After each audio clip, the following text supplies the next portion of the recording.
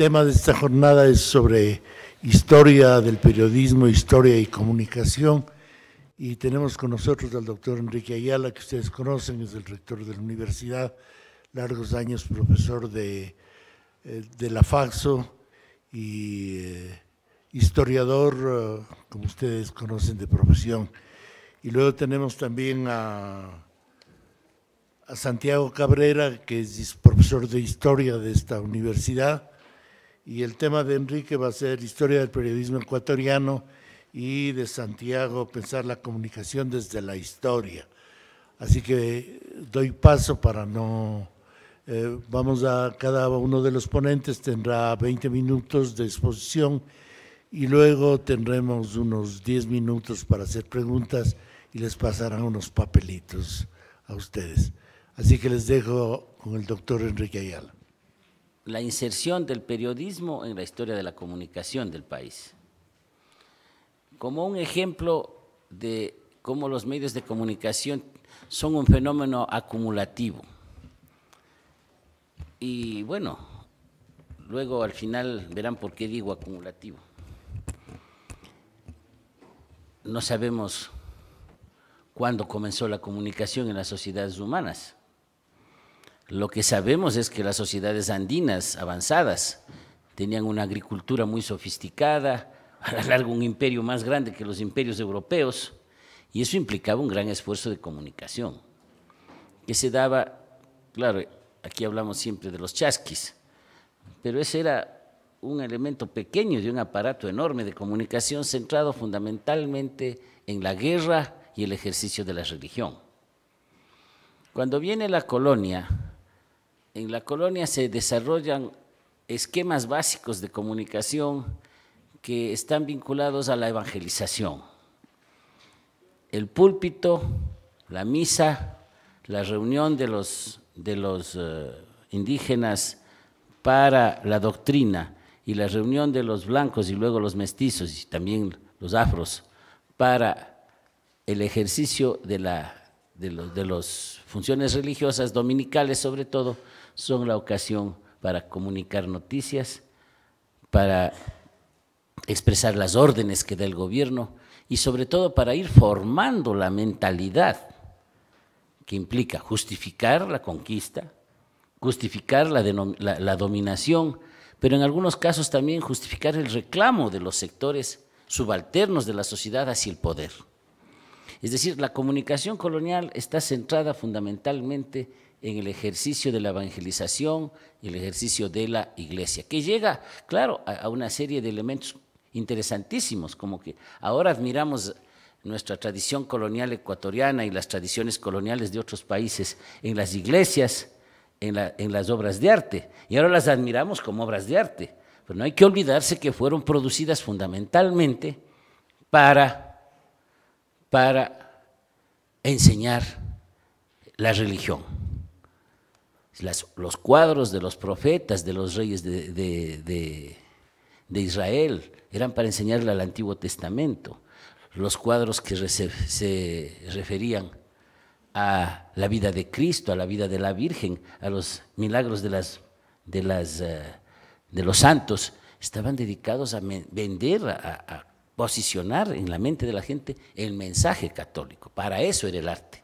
Entonces, el arte era una forma radical de comunicación que ahora nosotros ya la vemos menos, o más bien dicho, las vemos en las pancartas, las vemos en las entradas de los malls, porque la sociedad se ha secularizado, porque la imagen sigue siendo un instrumento poderoso de comunicación. Entonces, pero además, por ejemplo, vayan ustedes a la compañía y encuentran el cuadro del infierno, ¿no? ¿Para qué era eso?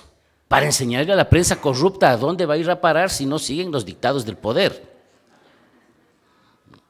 Para eso es el cuadro del infierno. Entonces, y el cuadro de al frente es ¿quiénes se van al cielo? Los sumisos. Al infierno, los que están jodiendo.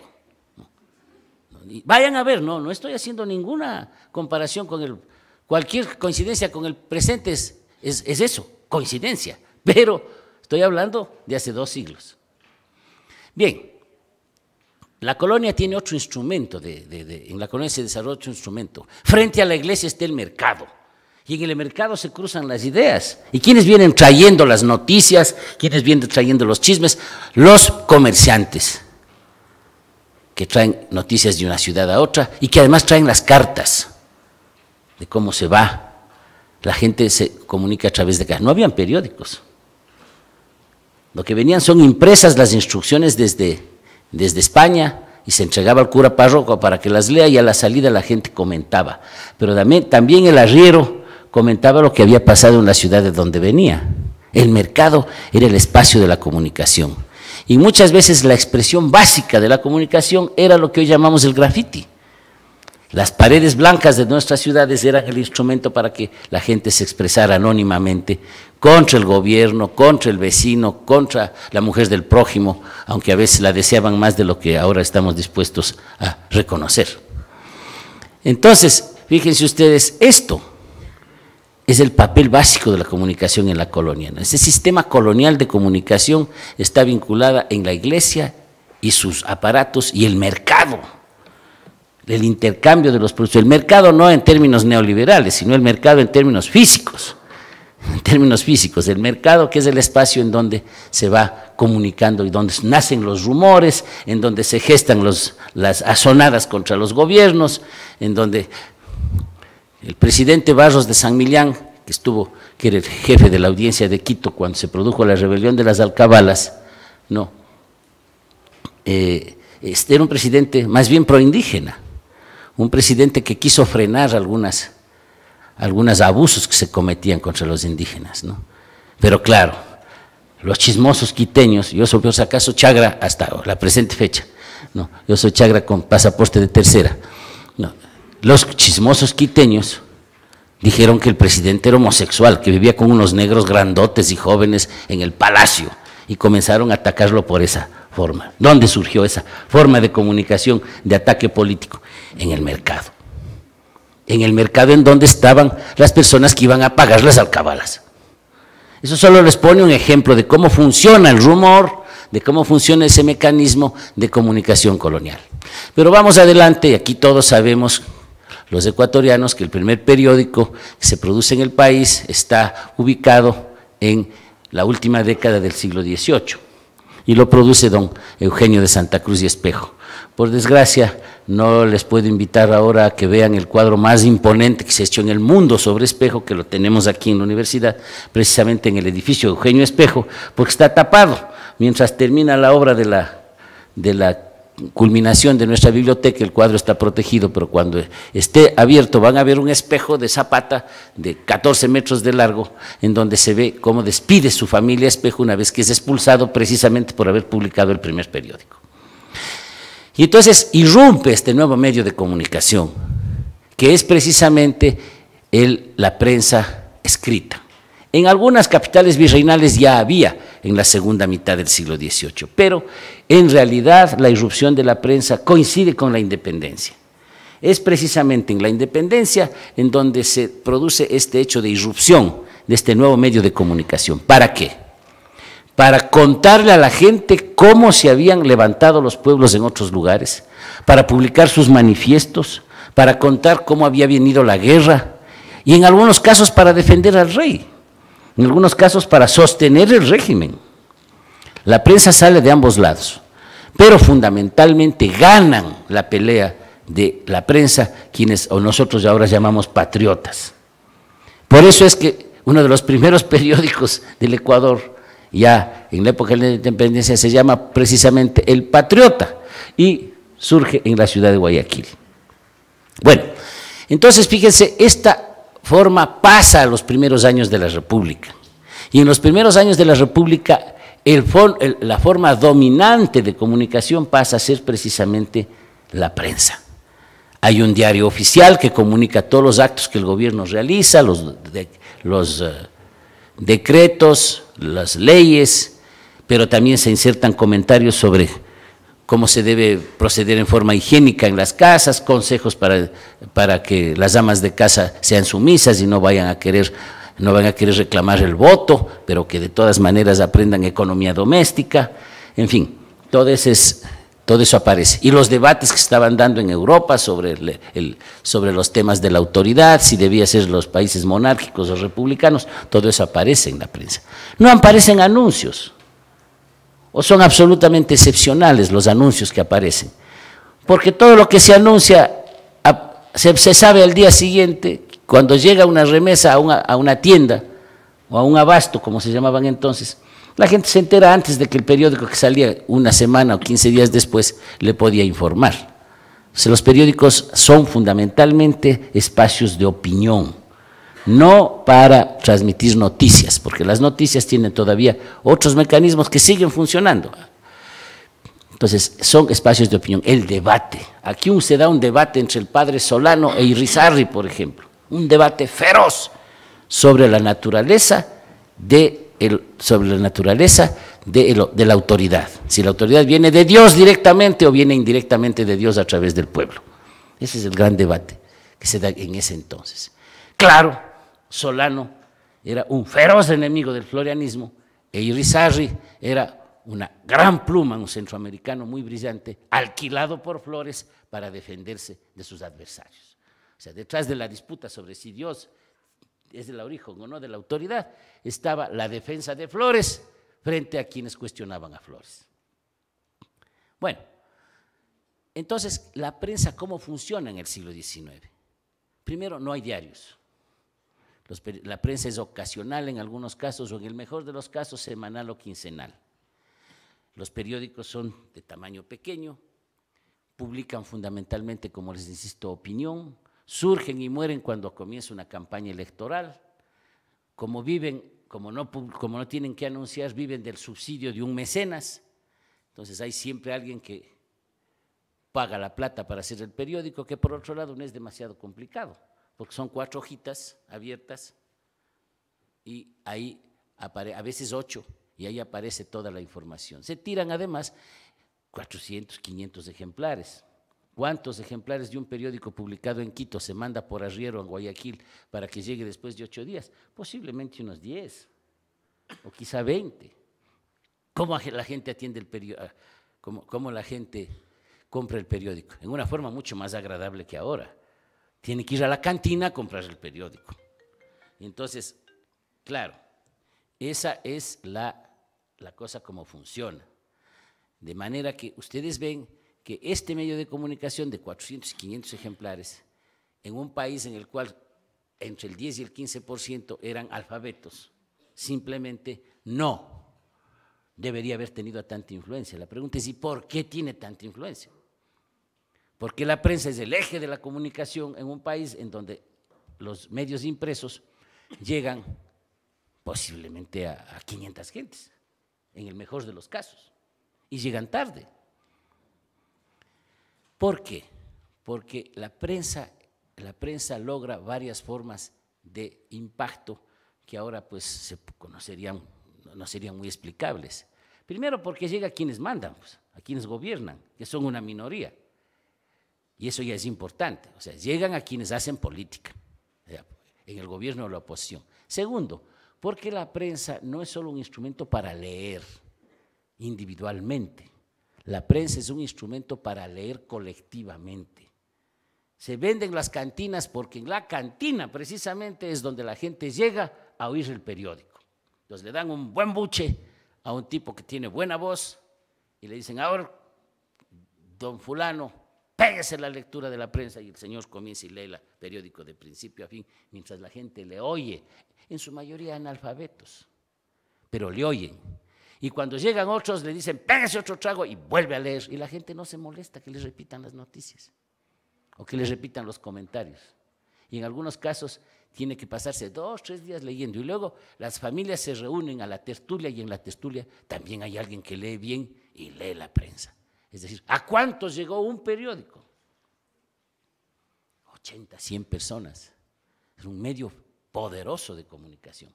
Y desde luego, las ideas de ruptura fundamentales están en esa forma de comunicación. ¿Por qué le temían tanto a don Pedro Moncayo? Porque publicaba un periódico que se llama Fray Francisco y otro que se llamaba El Tarugo, en que le decía vela verde al gobierno de Flores. porque los gobiernos han temido siempre a la prensa. Ahora, ¿qué hacían? En algunos casos compraban a los editores, que de un día para otro resulta que habían descubierto las bondades del gobierno y se pasaban con atos y garabatos a defenderlo. En otros casos el sistema era mucho más sencillo, apaleaban periodistas, cosa que ustedes deberían estar acostumbrados si están metidos en esta profesión, porque es parte, eso viene como un riesgo profesional, ¿no? Claro que a los primeros periodistas los mataron y los colgaron de un poste a cada uno, ¿no? Pero claro, aspiro que eso no suceda en el futuro, pero que va a haber linchamientos en el futuro también estoy seguro. No se van a librar. Entonces, eso es lo que sucede con la prensa. Y en tercer lugar, el ataque de la fuerza pública. Mandaban a los soldados borrachos a que empastelen la imprenta, es decir, a que le vuelquen los tipos en el piso y les hagan una mezcla de todos ellos. Entonces tenían que tardar una semana, 10 días en volver a poner los tipos en las cajas hasta cuando podía estar rehabilitada la imprenta. En otros casos eran más radicales, se robaban los tipos y los botaban o les fundían. Y entonces, claro, ahí le dejaban a la prensa 2, 3 meses hasta que importen tipo con una cantidad respetable, y entonces en el ínterin quebraban las imprentas, quebraban. ¿Por qué? Porque no tenían recursos. Ahora, hacer un periódico no era muy caro, porque significaba un redactor y el impresor, y a veces los dos solitos hacían el periódico. En otras ocasiones había colaboradores, pero nadie vivía de la prensa, nadie era, digamos, funcionario de la prensa, a menos que, como el caso de Irizarry, que es el más notable, pero puedo mencionar otros, ¿no es cierto?, le pagaran para que haga el periódico, pero eso le pagaba el gobierno, o le pagaba la oposición. Bueno, los periódicos, sin embargo, hacia fines del siglo XIX, en Guayaquil, sufren una transformación. Ya no son periódicos de combate, ya no son periódicos ocasionales, sino que comienzan a salir diarios. Los primeros diarios fueron de 1863, pero fracasaron la idea del diario. Y al final comienzan a salir diarios en el país. Y uno de los primeros, no el primero, es el telégrafo que hasta ahora existe. Entonces, en Guayaquil comienza la prensa diaria. Esa prensa diaria, ¿qué anuncia? Los barcos que llegan, las mercaderías que se ofrecen, y ahí sí comienza la prensa a ser funcional al mercado, ya no entendido como el comentario de las vendedoras, sino el mercado como la oferta de productos fundamentalmente importados. Los periódicos crecen de tamaño, siguen y un poco de tiraje, en algunos casos llegan hasta 600, 800 ejemplares que se producen diariamente. Y entonces ya hay que establecer una oficina y hay periodistas, 2 o 3 que viven del periódico, aunque la mayoría de los colaboradores siguen siendo voluntarios, y sobre todo hay alguien que sentado en la puerta cobra por los anuncios. Y ese es un dato fundamental.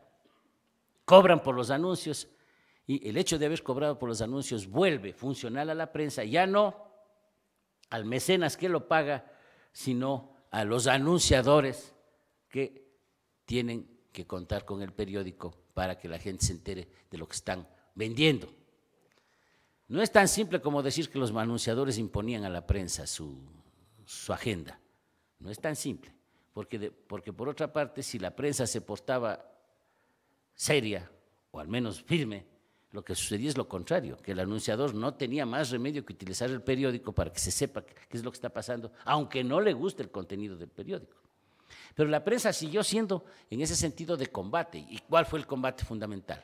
La lucha de los liberales contra el Estado confesional. Y este punto yo no quisiera prolongarme porque eso es cosa de una consideración más amplia. Pero se abre el siglo XX con una prensa en que ya las principales ciudades tienen prensa diaria. Aquí, como todos sabemos, el primer periódico diario que dura, y dura hasta ahora, es el periódico El Comercio, que, como su nombre lo indica, es un periódico dedicado a fomentar el comercio, a tal punto que ahora que veía una nueva versión de la Linares en inglés, precisamente Iván Egues lo llama el mercantil, porque esa era la intención de este periódico. No tenía una intención de promover una causa política, incluso uno de los socios era el secretario privado de Alfaro y le dijeron los señores Mantilla, no, usted aquí más bien, vaya nomás a ser secretario de Alfaro porque nosotros somos independientes. Y en realidad, pues la prensa cumplió ese papel. Entonces, desde las primeras décadas del siglo XX, la prensa diaria es la prensa que domina. Pero no mueren los periódicos de combate, algunos crecen. Las nuevas organizaciones obreras publican sus periódicos. Las asociaciones religiosas perseguidas por el Estado laico publican sus periódicos. Más bien hay una diversificación de la prensa. Hasta cuando en los años 20 y 30, aquí fundamentalmente en los 30, surge, como todos sabemos, la radio. Y la radio, claro, es una forma distinta de comunicación, de entretenimiento. En términos de noticias no hay ninguna novedad. La prensa lee, si la radio lee la prensa. No tienen sistemas propios de recolección de información, pero sí otras formas, las horas radiales, los debates que se hacen en vivo siempre en la radio, la transmisión de las campañas políticas por la radio. Los primeros discursos de Velasco Ibarra no fueron en un balcón, fueron en un balcón, pero también a través de la prensa, a través de la radio. Eso es muy importante, hay que olvidarse.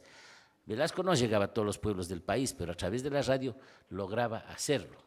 Sin embargo, había una limitación, como hasta ahora, porque no se ha logrado inventar una forma de electricidad por ondas aéreas, hay que conectar el aparato radial a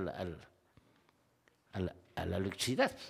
Y electricidad solo hay en algunas ciudades, y eso a ratos. Yo cuando nací en Ibarra, todavía daban luz solamente de cierta hora a cierta hora. Entonces ahí había como planchar y oír radio. Otras horas no había luz en la ciudad. A la noche había que guardar el esfuerzo para llenar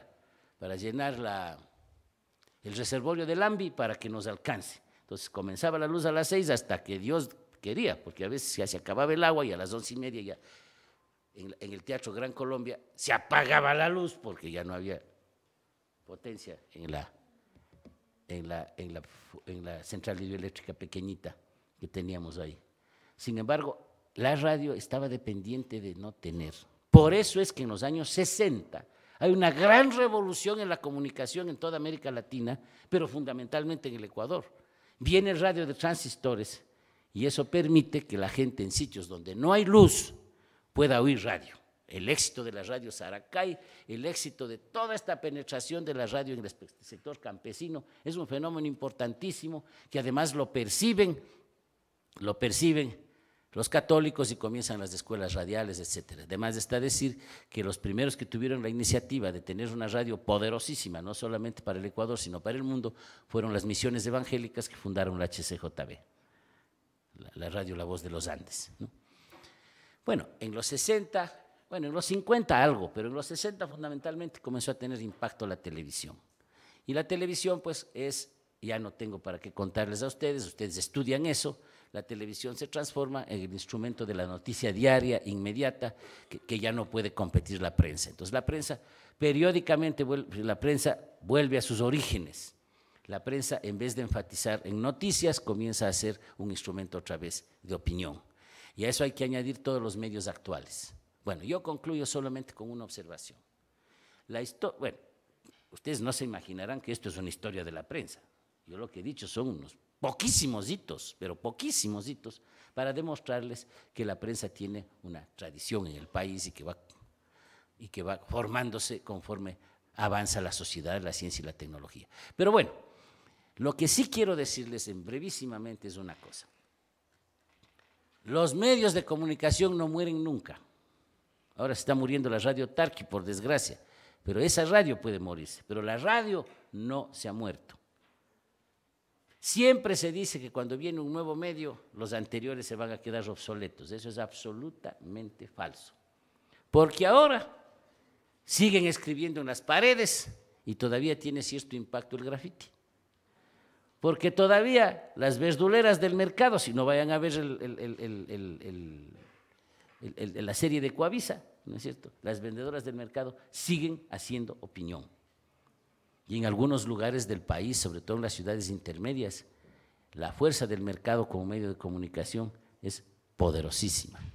Porque la iglesia sigue teniendo influencia desde el púlpito. Claro que ya no la que tenía en el siglo XIX, pero todavía hay algunos pueblos en donde hay que pedirle al cura que dé los anuncios, porque la gente va a la iglesia todos los domingos. Además, porque la iglesia tiene también formas de utilizar sus sistemas informales de comunicación como la catequesis, que todavía existe, los cursos que dan a los prematrimoniales, que son medios de comunicación. Pero no se olviden de otra cosa, que la Iglesia descubre nada menos que la televisión como una forma de reencauchar el púlpito. Y entonces tenemos predicadores que en vez de estar parados en la iglesia donde les oye menos gente, tienen la televisión en donde realmente hacen lo mismo que los primeros misioneros hacían en el siglo XVI aquí en los espacios coloniales, es decir, divulgar un mensaje cristiano con un profundo contenido político. Desde luego, dice, la radio va a matar a la prensa. No la mató, se adaptaron. La televisión va a matar a la radio. No pasó eso. Cada cual ocupa su nicho, su espacio, se coordinan, se hacen pools, pero ahí están. Que ahora los nuevos medios, que el Twitter, que el Facebook, etcétera, va a matar a los anteriores. No es así. La comunicación se diversifica, se complejiza, se vuelve complementaria unas con otras, como por ejemplo cuando se usa el Twitter a partir de los programas de debate en la televisión, ¿no es cierto?, de comunicación, pero ningún medio se muere, ningún medio se muere. En términos de peso cambian las incidencias, pero en general lo que hace, y repito, la comunicación en este país y en el resto del mundo es volverse más compleja. Y en ese sentido, entender a la prensa es entender el papel de la prensa en el espacio común de la comunicación. Yo termino con una cuña comercial, para que vean que por algo he estudiado la historia de la prensa. Verán, me conseguí 20 libros de estos, de la historia del periodismo, se llama El periodismo en la dialéctica política ecuatoriana, de Alfredo Albuja Galindo. Es hasta el momento el único trabajo que se ha hecho sobre esto. A mí me tocó hacer la introducción y a Fernando López hizo un colofón de este trabajo. Que mi primera palabra sea para agradecer a los que han organizado esta conferencia, a los colegas del departamento del área de comunicación, a Pepe que está aquí, que tiene la bondad de moderar esta primera sesión de la mañana, y también a Enrique, que es quien me precedió en su conferencia. Enrique ha hecho un panorama, me parece a mí, bastante amplio y muy claro, muy didáctico de lo que sería estudiar en términos históricos el periodismo. Yo quiero más bien hacer alguna intervención en torno a cómo se puede indagar desde las herramientas de la historia o del análisis histórico lo que sería un poco lo que Enrique dejó colocado en la parte final de su intervención, que es el rol de los medios de comunicación impresos en el siglo XX, que es un poco pensar la historia de la comunicación en términos de lo que sería la historia de la opinión pública. Y cuando uno se pone en esta línea de análisis, uno puede pensar la comunicación como la manera en la que se van construyendo una serie de códigos que intentan referir el funcionamiento de la sociedad en un momento determinado del tiempo, a partir de un conjunto de marcos narrativos, de marcos sociales que están en ese contexto funcionando. Digo esto porque en el caso de la investigación que quiero por ahora poner en perspectiva de ustedes para un poco mostrar cómo puede ser que funciona este tipo de metodología, ese marco narrativo puede ser una conmemoración, un momento político de crisis en una sociedad, o un marco de situación sociopolítica en la que se están redefiniendo algunos elementos con los cuales una sociedad se representa o se entiende a sí misma. Para el caso del modelo o del ejemplo que voy a presentarles, ese marco narrativo sería la conmemoración del 5º centenario del descubrimiento de América, en el año 1992. Me propuse en ese contexto estudiar cómo desde ciertos medios de comunicación se construye un tipo de relato sobre la conmemoración, sobre cómo conmemorar este tipo de acontecimientos, y este relato se construye buscando sus fundamentos explicativos en el relato histórico, pero también en una manera de entender ese relato histórico en el presente, en el contexto del año 92, que como sabemos fue un momento clave de la redefinición no solamente del sentido de la nacionalidad ecuatoriana, porque 2 años antes, en los años 90, había emergido con mucha fuerza y los medios de comunicación tuvieron un papel preponderante en ello, había emergido el movimiento indígena. Bueno, en el año 92 estamos en un contexto en el que, con esa emergencia social y política de los indígenas, se plantea la necesidad de buscar en la conmemoración del descubrimiento de América un marco explicativo de la situación del mestizaje y también del lugar de los indígenas en estas explicaciones identitarias de la nacionalidad. Y entonces se me ocurrió mirar la prensa, se me ocurrió indagar en un primer momento la prensa que Enrique ya caracterizó como prensa comercial, es decir, la prensa que mayor circulación tiene, la prensa que capitaliza su funcionamiento con la venta de espacios publicitarios y en ese sentido la prensa que más circula en el país. Y me interesaron básicamente los contenidos de 2 medios de comunicación, la revista Vistazo, que como sabemos forma parte de un conglomerado empresarial de comunicación que se origina en la costa, con canales de televisión, con radio y tal, y también con prensa deportiva, y el periódico al cual Enrique ya se refirió, el diario El Comercio. Hay que hacer un deslinde aquí, ¿por qué son estos 2 medios los que me interesaron y por qué razones fueron de alguna manera seleccionados? Hay que hacerse cargo de la realidad social y cultural del Ecuador en términos también del estudio de la comunicación. Nuestro país es un país altamente regionalizado y lo que tenemos es básicamente medios de comunicación regionales con proyección nacional. Ese es el caso del Comercio, por ejemplo, que es un periódico fundado en la ciudad de Quito, que tiene una fuerte influencia a nivel de la ciudad, pero también de la región de la Sierra, y la revista Vistazo, que como sabemos es un medio, una revista nacional, pero que tiene una fuerte implicación en los sectores empresariales de la costa ecuatoriana. Bien, me interesaron estos 2 medios, me interesaban sus contenidos y puse atención en 3 tipos de contenidos que estos medios podían mostrar en el contexto del año 92. Reportajes alrededor de lo que sería el descubrimiento, entre comillas, de América, que aparecieron mucho en la revista Vistazo, y algunas columnas de opinión constantes en El Comercio. Los reportajes estaban referidos a necesidades del propio medio de mostrar o de exponer un conjunto de lecturas de consumo más amplio alrededor de esta importante conmemoración, y las columnas de opinión expresan, digamos así, la voz informada de un conjunto de personas pertenecientes a circuitos intelectuales, letrados, académicos, que están colocando en esos espacios su propia opinión. Preparé una tipología de estos materiales, planteándome 5 preguntas que son básicas en el estudio de la comunicación. ¿Quién dice qué cosas? ¿Cómo las dice? ¿En qué contexto las dice? ¿Y para quién las dice?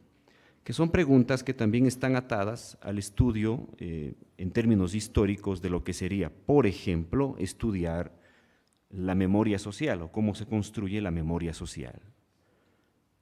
Y por ahí esto era muy importante alrededor de la conmemoración, porque como dije, la conmemoración del 5º centenario habría la posibilidad de pensar, teniendo como pretexto la propia conmemoración, cuál es el lugar, el momento de la sociedad ecuatoriana en ese contexto en el que el movimiento indígena irrumpe en una estructura sociopolítica y partidista muy restrictiva y, como sabemos, pues blanco-mestiza para ese momento.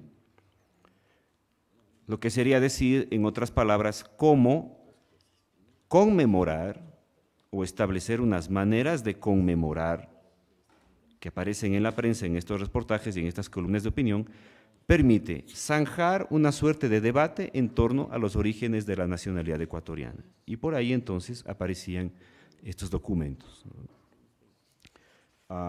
Solamente para hacer una pequeña lectura de alguno de ellos,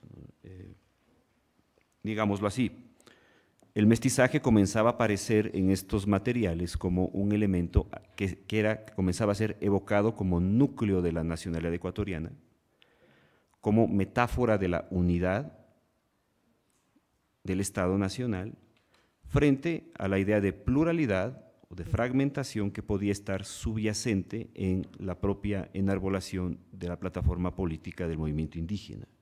Es decir, el Estado es mestizo y unitario frente a la idea de pluralidad o de fragmentación de la nación que aparecía en las propias demandas de los indígenas. Y entonces comencé a mirar algunos reportajes alrededor de esta idea.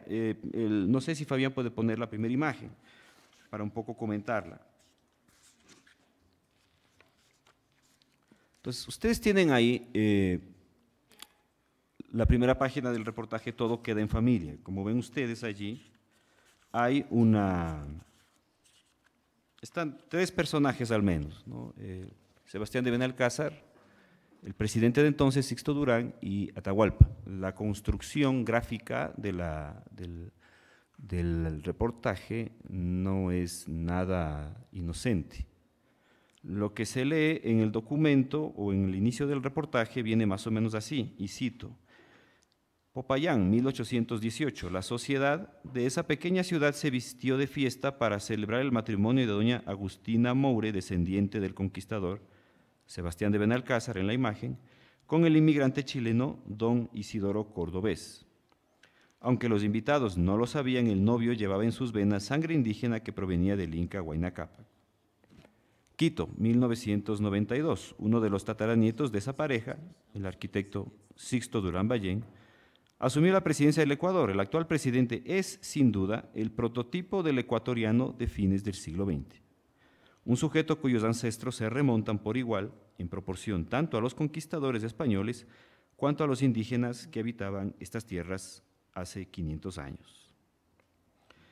Es evidente que la nota de vistazo exalta el mestizaje racial en términos étnicos y genealógicos, pone especial atención en la figura del electo presidente, mostrándolo como prototipo del ecuatoriano de fines del siglo XX y paradigma del mestizaje que caracteriza la nación ecuatoriana. Entonces, fíjense la idea de unidad, mestizaje, alrededor de la figura prototípica del presidente de la República, ¿no? Que como sabemos es blanco mestizo, digamos así.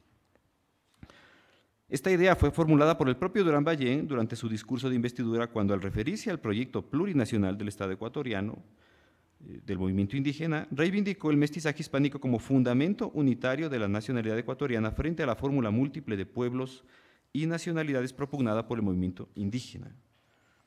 El reportaje acentuó la esencia del mestizaje ecuatoriano mediante la figura de Durán Ballén con un doble propósito: conjurar el cuestionamiento sociopolítico de las organizaciones indígenas y remarcar el carácter blanco mestizo del Estado a partir del rastreo genealógico como fuente de validez científica. Es decir, lo que está diciendo el reportaje detrás es el recurso genealógico, que es, digamos, una herramienta del análisis histórico, de alguna manera valida el sentido del mestizaje y, por lo tanto, del sentido de unidad del Estado. Entonces, fíjense, la conmemoración está sirviendo un poco ahí para construir una serie de relatos o de reportajes que permiten mostrar una construcción de una parte de la opinión pública alrededor de la conmemoración, pero al mismo tiempo está zanjando una discusión que subyace en el movimiento social indígena en esos años, que es, como sabemos, de cuestionamiento.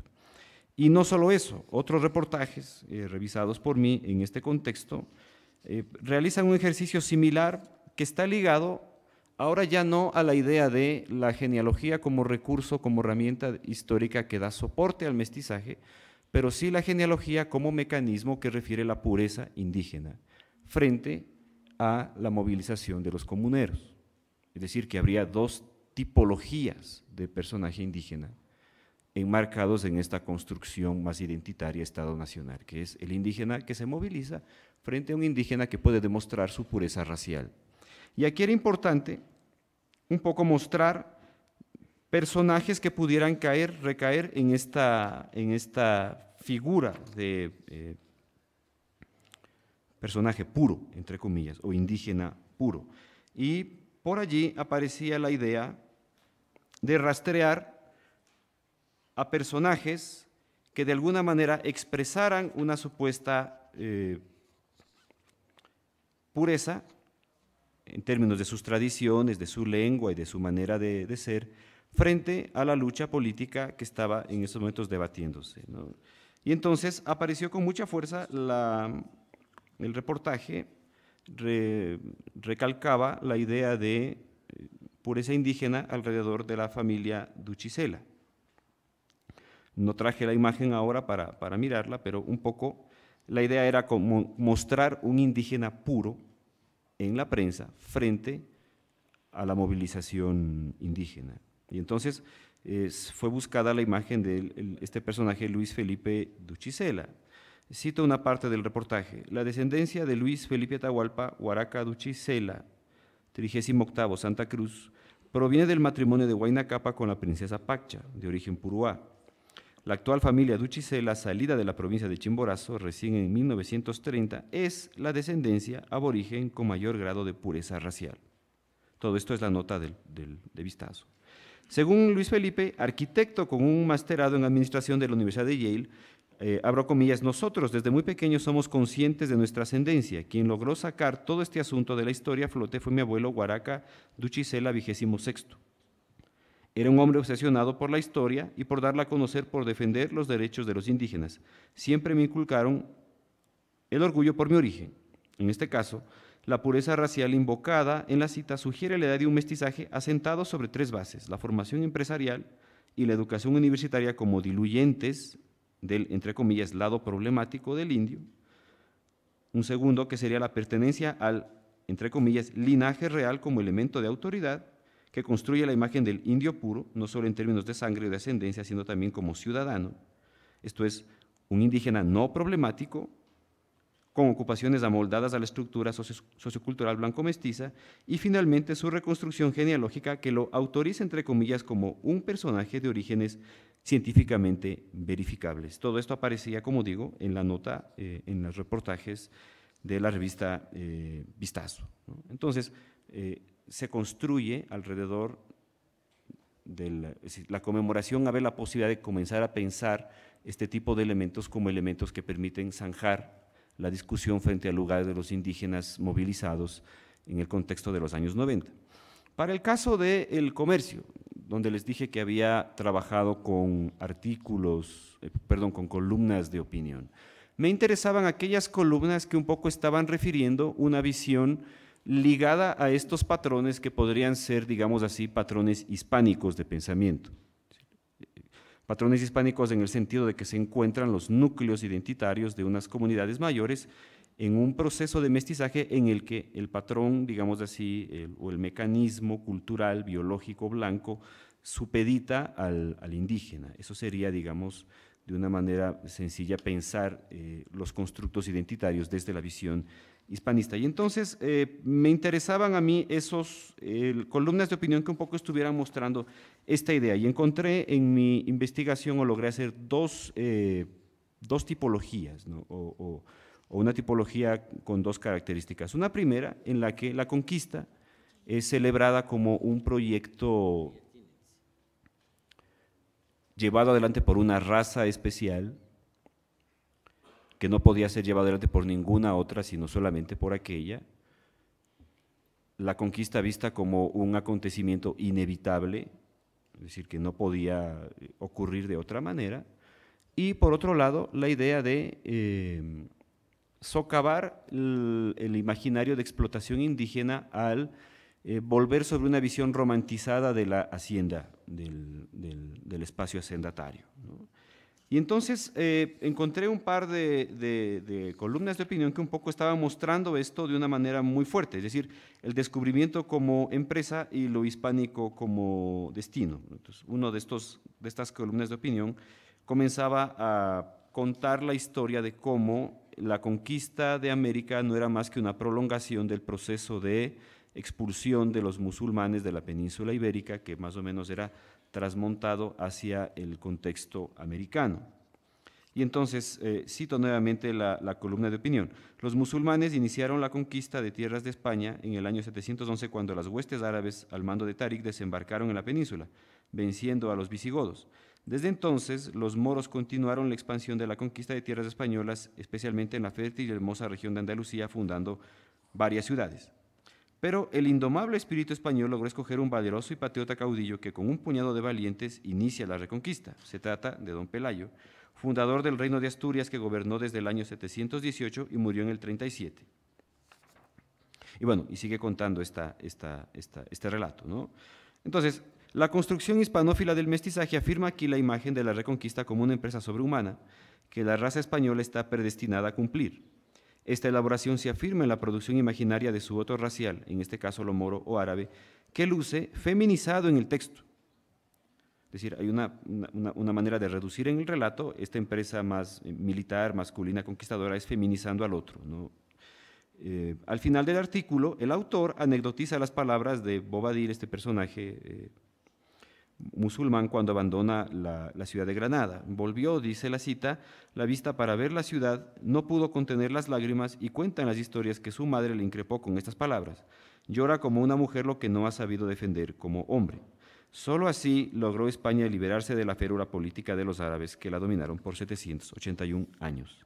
Entonces, otra manera de zanjar la discusión frente a la movilización indígena es construir la idea de nacionalidad frente a una visión hispanofílica del mestizaje en la que se ven a los indígenas como objetos de una acción militar que es inevitable. Y una tercera, que sería la que les conté, que es transfigurar la hacienda, el espacio de la dominación y la explotación de los sectores indígenas, en una especie de Arcadia nostálgica y romantizada, ¿no? Y esto también un poco pretendía socavar la posibilidad de demandar los sectores indígenas justicia, reivindicaciones sociales, demandas vinculadas al acceso de la tierra y al reparto del mundo agrario, del acceso al agua y tal, a partir de un desmarcamiento de la construcción contradictoria y explotadora de la hacienda. Y entonces ahí aparecían algunos artículos de opinión que un poco iban por esa línea, ¿no? Uno particularmente, que se intitulaba La hacienda como mito, decía lo siguiente, abro comillas: la formación cultural de los países andinos tiene su punto de partida en ese espacio de contacto, contradicción y leyenda que es la hacienda tradicional. Los próceres criollos fueron hacendados. El alero de Texas, el horno de pan y el poncho mestizo prendieron en el campo, se cultivaron y crecieron en el espacio cerrado de haciendas, mayorales y peones, e hicieron posible la supervivencia de idioma, memoria colectiva y sentido de identidad del pueblo indio. Nadie intentó, como en Norteamérica, la eliminación sistemática de los grupos autóctonos. Acá, al contrario, esta es la cita, ¿no? Y pese a los excesos y abusos que indudablemente existieron, la cultura indígena y el mestizaje encontraron una especie de furtivo refugio en la estructura de la propiedad territorial y de influencia social de la hacienda y la comuna. Entonces, fíjense, se construye la idea de la hacienda como un espacio de encuentro, para subvertir la idea de un espacio contradictorio en el cual lo que se impone es la explotación indígena. Ya con esto ya cierro. Lo único que quería cerrar es con la idea de que metodológicamente la historia permite trabajar con una serie de herramientas conceptuales que abren paso a considerar la prensa desde elementos como los que aquí he propuesto. Digamos así, uno puede estudiar la prensa a partir de un devenir de procesos comunicativos que tienen una implicación en la sociedad, o puede establecer o entresacar del propio contenido de la prensa y del despliegue de la comunicación en contextos históricos determinados, un conjunto de elementos, como estos estereotipos que he tratado de mostrar aquí, que permiten interrogar procesos sociales y culturales más profundos que están ligados al propio sentido de la identidad nacional, en el caso de la movilización indígena y el Estado plurinacional y el mestizaje. Este es un modelo. O también pensarlo desde las estructuras que permiten estudiar la opinión pública como un campo de fuerzas, es decir, un espacio en el que se están construyendo ideas, imaginarios y mecanismos de comprensión de la realidad que se debaten en un conjunto de discusiones o de esferas que están pugnando por ese espacio de significación. Como digo, esta es solamente una parte de la prensa, no estudié la prensa, digamos así, alternativa, o la prensa que tenía otro tipo de construcción o contenidos que mostraban una visión distinta de la conmemoración. Me interesaba mirar qué es lo que ocurría como reacción frente al movimiento indígena en el contexto de la conmemoración del 5º centenario. Muchas gracias.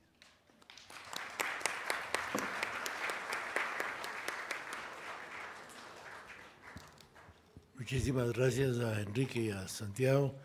Vamos a proceder ahora a contestar algunas preguntas. Les han pasado unos papelitos, así que les ruego que los que tengan interés y señalen a qué persona va dirigida la pregunta.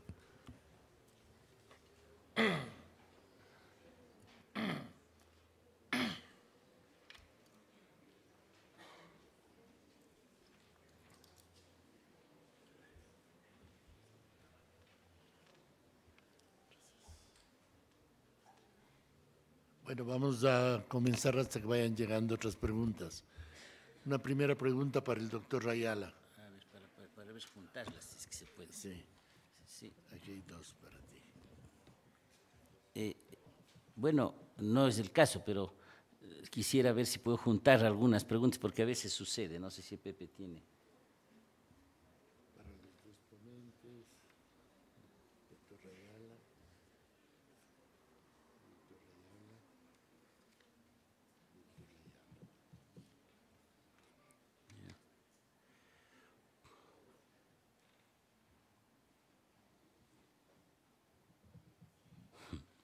Bueno, en todo caso no hay nada que se repita, pero puedo hacer alguna cosa como una secuencia, ¿no? ¿Cuál fue el influjo del Imperio Británico en la generación de una prensa al servicio del mercado? Sobre esto hay hermosos trabajos. Ustedes saben que el Time de Londres es el primer periódico diario que se publica en el mundo y actualmente es el más antiguo de la Tierra. Pero no solamente eso, sino que marcó un estilo de hacer prensa que no solamente significó la forma externa de la prensa, sino también el uso de la tecnología que estaba disponible entonces. Yo no dije eso durante mi exposición, pero el hecho es que la prensa va asimilando una serie de elementos tecnológicos como, qué sé yo, el teletipo, el logotipo, como la posibilidad de transmitir clichés o imágenes a través de los medios tradicionales de hace 40 o 50 años. En ese sentido, pues, el desarrollo del capitalismo, cuyo mascarón de proa fue el Imperio Británico, está estrechamente vinculado a la historia de la prensa. ¿Qué papel jugó la prensa en la Revolución de 1895? Bueno, fundamental. Donde estalló precisamente la denuncia de la venta de la bandera fue en un periódico chileno. Y de ahí el Noguera, que fue el protagonista en Chile de este tema, ¿no?, logró que se pasara aquí al Ecuador. Y ahí hubo todo un juego curioso de medios de comunicación. La cantidad de cartas que Alfaro manda a toda su red de montoneros, planteándoles que denuncien y que se levanten contra esto, es interesantísimo y recién se está descubriendo ahora. Pero es la prensa de oposición, tanto la prensa conservadora como liberal. No se olviden ustedes que el gobierno de entonces era progresista, de liberales católicos. Entonces tenía a los conservadores y a los liberales en su contra. Entonces esa prensa precisamente es la que cumplió, porque esta es la época del auge de la prensa de combate, ¿no?, de la prensa de combate, 1895. No se olviden que en los años anteriores habían estado presentes en la prensa nacional las dos más grandes figuras de la prensa corrupta que ha tenido este país, o sea, de la prensa de oposición, que se llaman Juan Montalvo y Juan León Mera. Ellos eran calificados precisamente por eso, por los gobiernos de los que combatían, por si acaso. Bueno, la censura y las leyes de imprenta, qué linda pregunta, pero claro, es un poco larga, ¿no? Es un poco larga, pero el país nace con una serie de regulaciones que permiten controlar la prensa. Cuando le dan al gobierno la capacidad de… Siempre el problema ha sido quién interpreta qué es lo correcto en el contenido de la prensa. Entonces, en el siglo XIX, cuando se decía que la prensa fomenta malas costumbres, entonces el Estado tenía derecho a intervenir la prensa. Censura propiamente no existió en el siglo pasado de parte del Estado, pero la censura eclesiástica fue muy fuerte. La Iglesia tenía por un tratado internacional y por derecho canónico el derecho de censurar la prensa. Y esa censura era previa en algunos casos y posterior en otras. Tan tarde como 1894, el arzobispo de Quito le ordenaba al intendente general de policía de Pichincha que proceda a quemar el periódico El Constitucional. Y efectivamente sí tuvo que hacerlo, recoger los que pudo del periódico. Y claro, eso hizo que a la noche vuelvan a hacer una nueva edición del Constitucional y se venda mucho más. Pero, en todo caso, las primeras juicios de imprenta se establecen a finales del siglo pasado. Unos engorrosos sistemas que nunca terminaban de denuncias, porque había un juzgado especial de imprenta que era el que se encargaba de juzgar los casos de violaciones de la imprenta. Pero las constituciones ecuatorianas y las leyes han ido fluctuando entre los que dieron más poder al centralismo autoritario y las que fueron más tolerantes. El gobierno de Rodríguez Lara fue el primero que estableció un sistema de registro de la prensa, con una ley de prensa que fue al principio cuestionada, pero luego fue consensuada y aceptada y claro, resultó evidente que había que tener alguna forma de tener una información sobre quién publica medios de comunicación y quién no. Y luego, claro, las formas de control de la prensa han sido enormes, muchísimas, ¿no? Desde la censura eclesiástica, las excomuniones, hasta el control económico, el ahogamiento del periódico de oposición. El gobierno persigue a las empresas que anuncian en los periódicos de oposición. Eso ha sido lo común desde fines del siglo XIX y lo sigue siendo hasta ahora. Y ha sido invariable, ¿no? Este no es solo privilegio de este régimen, esto ha pasado sistemáticamente en el país. Unos con más fuerza que otros.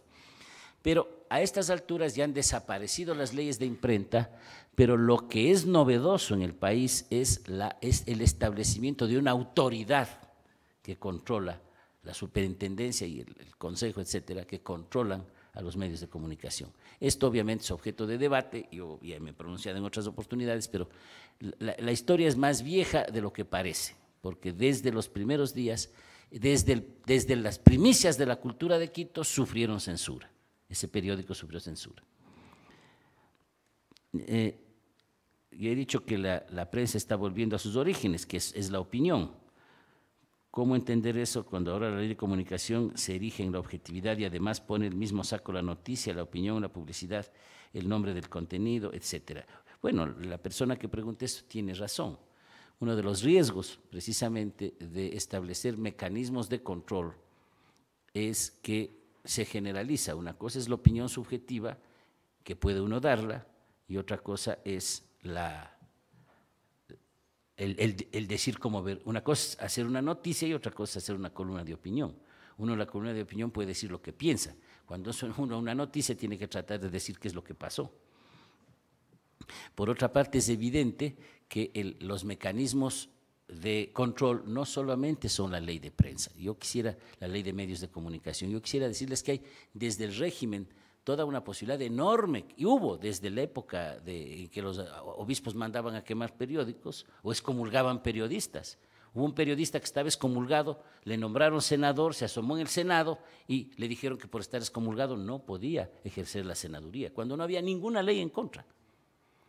O sea, el control de los medios no es solo un problema de una ley, es un problema de un régimen, de un sistema coordinado.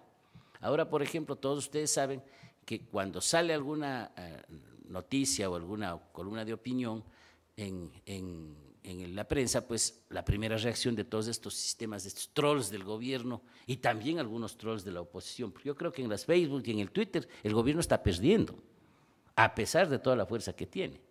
En esos espacios el gobierno está perdiendo la guerra. No, y entonces, ¿qué pasa? Todo eso es un conjunto de realidades, ¿no? A propósito de opinión, yo les quiero contar una anécdota. Yo saqué una vez un artículo en El Comercio que hace poco que se llamaba La dictadura del robo y describí un gobierno autoritario y dictatorial que duró 8 años en el poder, que metió bala a la gente del Oriente que estaba explotando los recursos naturales, asociado a las compañías extranjeras, una serie de síntomas de esos, ¿no es cierto? Y al final les dije, y este fue el régimen del general Ignacio de Ventimiglia, que gobernó entre 1876 y 1883, ¿no? No tienen ustedes idea de la gran cantidad de personas que me insultaron como a perro diciendo que le había faltado al respeto al señor presidente Rafael Correa. Esta gente ni siquiera leyó el periódico, el artículo entero y ya reaccionó, ¿no es cierto? Pero, porque el fenómeno de la comunicación es así. Bueno, tengo una pregunta más que dice, ahora, claro, lo que sí está pasando, eso no hay que olvidarse, es que antes la gente amanecía, a veces salía en pijama con babuchas a la esquina, eso pasaba en mi casa, porque mi casa era en la esquina de la ciudad y alguien salía siempre a comprar el periódico cuando llegaba. Ahora ya no hace falta, la televisión da las noticias, el periódico solo da algunos detalles, etcétera. Es decir, el periódico ha vuelto a ser lo que fue a principios del siglo XIX, no un instrumento inmediato de dar noticias, sino un instrumento de debate y de comunicación. Paréntesis, para ser justos con El Comercio y con Vistazo, esos dos medios de comunicación sí dieron espacio al debate sobre la naturaleza del año 92. Yo mismo me pasé escribiendo bastante tiempo sobre una visión alternativa de la conquista española, del descubrimiento de América, y El Comercio dio espacio para eso. Lo que sí es verdad que tanto El Comercio como Vistazo en sus noticias oficiales tuvieron un sesgo de enfatizar el mestizaje más bien que la diversidad. Pero sí dieron espacio. Yo discutí con Rodrigo Fierro, que era el hispanista, varias veces en ese sentido. Entonces, eso es. Bueno, estos son también para mí. Son repetidas. Sí. La publicidad en los diarios, bueno, eso es un tema largo. Bueno, ¿cuál es su propuesta para hacer historia de la comunicación y caer en la enumeración de los acontecimientos? Bueno, estamos haciendo una historia de la comunicación y aquí hay algunos que están participando como autores. Esperamos que el año próximo comencemos a publicar una historia del fenómeno de la comunicación, que no puede ser otra cosa sino un elemento crítico. Amontonarles con listas de periódicos sería absolutamente irresponsable, ¿no es cierto?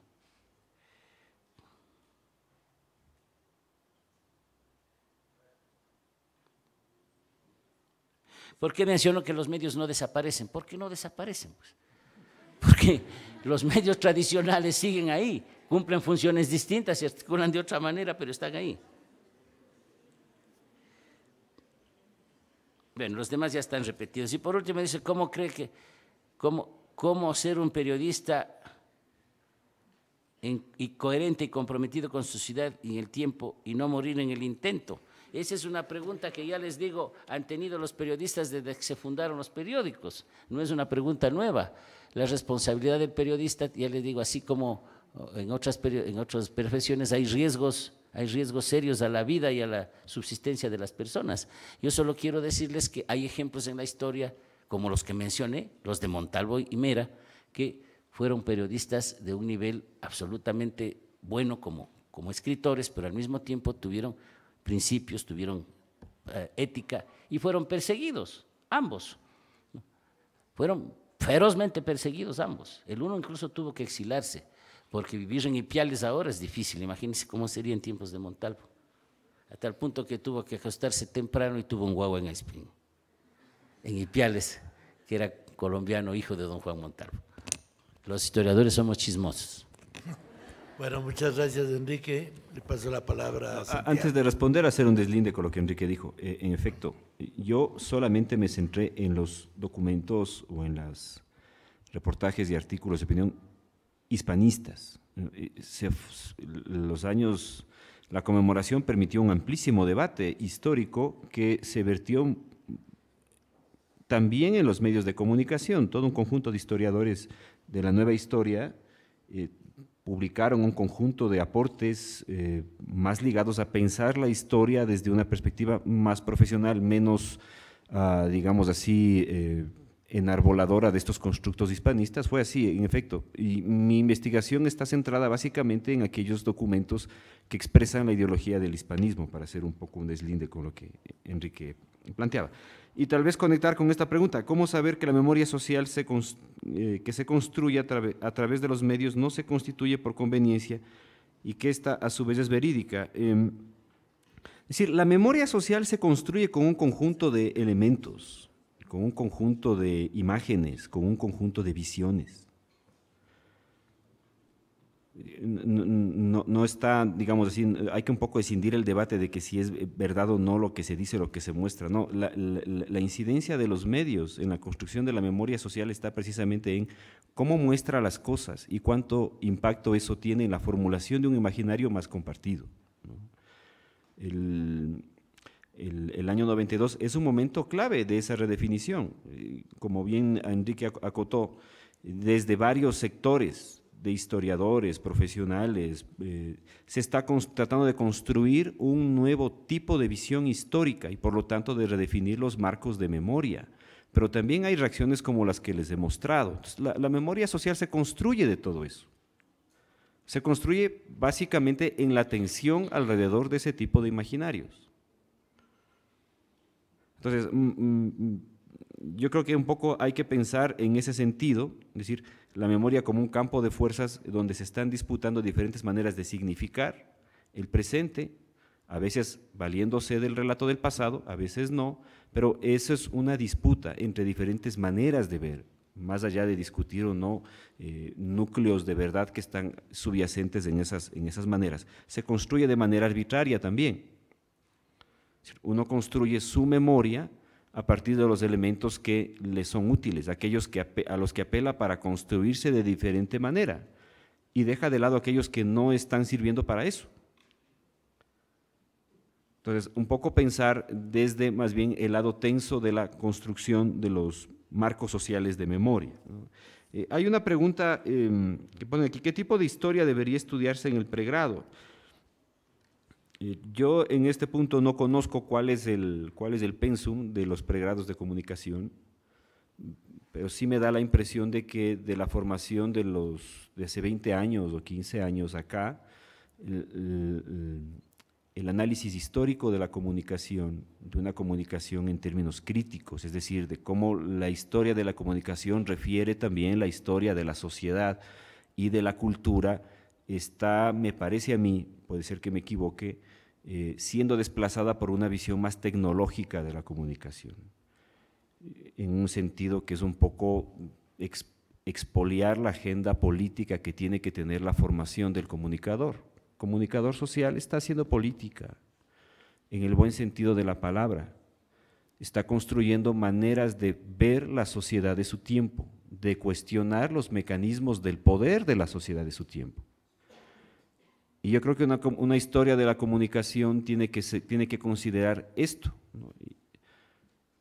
Aquí se han abundado en ejemplos de personajes que tienen una implicación histórica importantísima en cuanto a su rol de periodistas, que siempre fue un rol de ir a contrapelo con el poder. Entonces, la historia de la comunicación tiene que ser la historia de las relaciones sociales frente al poder, es decir, cómo uno se coloca frente a los mecanismos de dominación de una sociedad en un contexto determinado. Esa es la historia del periodismo. Sin eso me parece a mí que no se está haciendo historia de la comunicación, se está haciendo historia de cualquier otra cosa, historia de la tecnología. Es una manera de contar cómo es que las sociedades evolucionan en cuanto a sus mecanismos de transmitir contenidos. Pero historia de la comunicación implica pensar el ejercicio periodístico, el ejercicio de la transmisión de esos mensajes de cara a unas tensiones sociales y políticas en contextos determinados, de cara al poder. Me parece a mí que se está un poco quitando este tipo de reflexión de la formación en el pregrado de comunicación para volverla una formación más tecnologizada, más pensada en el uso de los mass media, de las tecnologías y tal, y no pensar en esta dimensión que es, como digo, la visión clave de lo que sería la comunicación, es decir, la visión del comunicador, del periodista como un actor social, como un actor atravesado por un conjunto de determinaciones políticas, de poder, de dominación, que expresan unas necesidades de mostrar un tipo de relaciones y de problemas a través de los medios de comunicación. ¿Qué más? Si la comunicación opera como dispositivo colonial en el devenir histórico, ¿qué posibilidades visualizan para construir un tipo de comunicación descolonizada? Yo creo que hay que entender la comunicación como un proceso contextualizado en un momento histórico, es decir, la comunicación es lo que puede ser en el momento histórico en el que ocurre. No podemos extrapolar ejemplos, ni modelos, ni formas. Uno hace comunicación con los elementos sociales, culturales, tecnológicos que tiene a la mano. Lo que hace con esas herramientas, cómo se coloca frente a mecanismos estatales de control, de poder, frente a expresiones contextualizadas de dominación, porque el poder tiene un rostro, es lo que convierte a la comunicación en una arena también de conflicto. Entonces, más que pensar si es un dispositivo colonial o no, hay que pensar la comunicación situada en una determinación histórica específica y discutir las posibilidades comunicativas que están presentes en esa situación y qué es lo que se hace o qué es lo que se hizo históricamente hablando en términos comunicativos ahí. Por eso un poco estudiar el devenir de la tecnología, desde mi punto de vista es insuficiente si uno no mira qué se hace con esas tecnologías y qué se hace en términos críticos con esas tecnologías frente a una situación social y política determinada.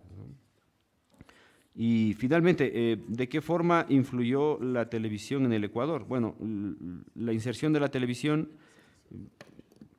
como la inserción de cualquier otra tecnología comunicativa en la sociedad, transforma las relaciones y los mecanismos, primero de recepción de los contenidos y segundo de acción. Transforma la sociedad, básicamente. Ya Enrique, un poco usando el ejemplo de la prensa, contaba algunas historias ligadas a lo que sería el funcionamiento de la prensa en el contexto del siglo XIX, que era tomarse un periódico, destruir las rotativas, destruir la prensa, qué es lo que tenía que hacer el periódico después de que esto había ocurrido. Es decir, también los mecanismos a través de los cuales un acontecimiento es receptado en horas, en meses, en años o en minutos, transforman los mecanismos de acción de la sociedad. La inserción de la televisión transforma no solamente los mecanismos de recepción de las noticias, digámoslo así, sino que transforma la vida cotidiana, transforma las maneras de entender los roles sociales, los roles culturales, transforma nuestra forma de comprender la intimidad. Nuestras formas de consumo cultural son de alguna manera intervenidas por la inserción de tecnologías como la televisión y como otras. Fíjense lo que ocurre con esta explosión de las redes sociales. Es lo mismo, la intimidad, las relaciones interpersonales, el flujo de información, el monopolio de la información, se transforma a partir de la experiencia con estos nuevos mecanismos tecnológicos de información. Bueno, muchísimas gracias, compañeros. Vamos a dar por terminada esta mesa.